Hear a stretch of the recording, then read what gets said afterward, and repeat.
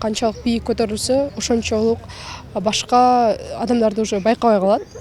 Өзүнүн бой көтөрүүндөгү бул жерде жана баягы акчага байып кеткен адамдар көбүнчө ошондой болот.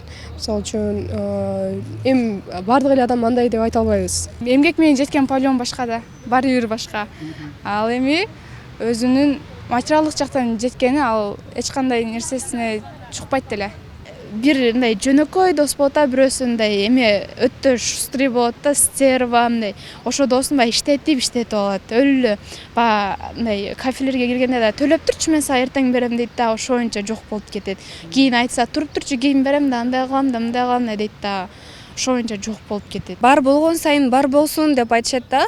Бар нерсеге негизи бардык эле эмелер мындай ошол нерсеге ыраазы болуп, ошол нерсеге кайыр болуп, мындай ыраазы болуп жашаш керек да. Бар болгон сайын бар болсун деп ошентип айта бербей.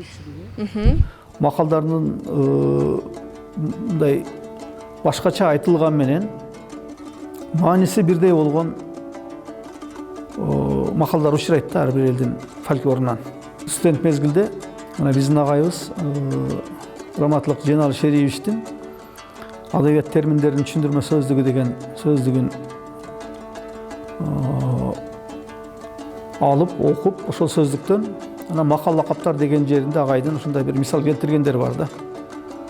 Мисалы кыргыздарда устанын тогосу жок деген макал бар. Аны орустар өтүкчүнүн өтүгү жок деп коет. Сапожник без сапога депчи.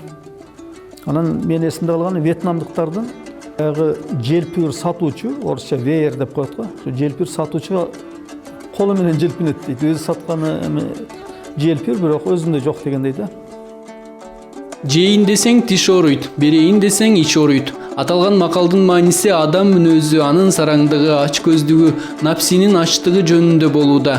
Ач көз адамдын көөдөнү ач болгондуктан эч нерседен ыраазы болуп шүгүрчүлүк келтире албайт. Ар дайым жулунуп жуткунууга, кемди толтурууга маш болуп, дүйнө артында байланып ушул максатта жашайт. Топук кылбаган адамдын көзүн бир гана топурак толтурат деп коюшат эмеспи? Дал ошол сыяктуу макалда адамдын ток пейил болууга чакырат.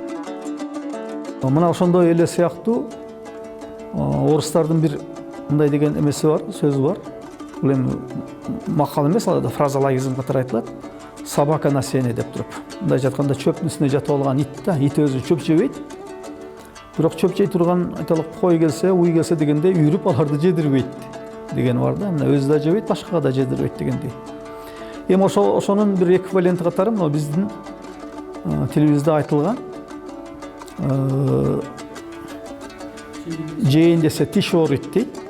Өзүнүн мисалы жегенге мүмкүнчүлүгү жок.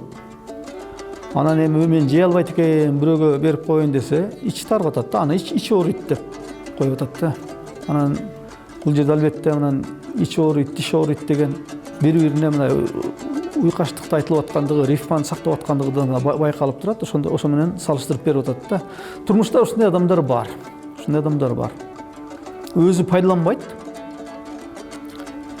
Бирок ушуну мен пайдаланбайм, мунун башка бирөөгө пайдасы тийсин деген да ойдон угулак адамдар учурайт. Мына ошондой учурда карата колдонула турган болуп атат да.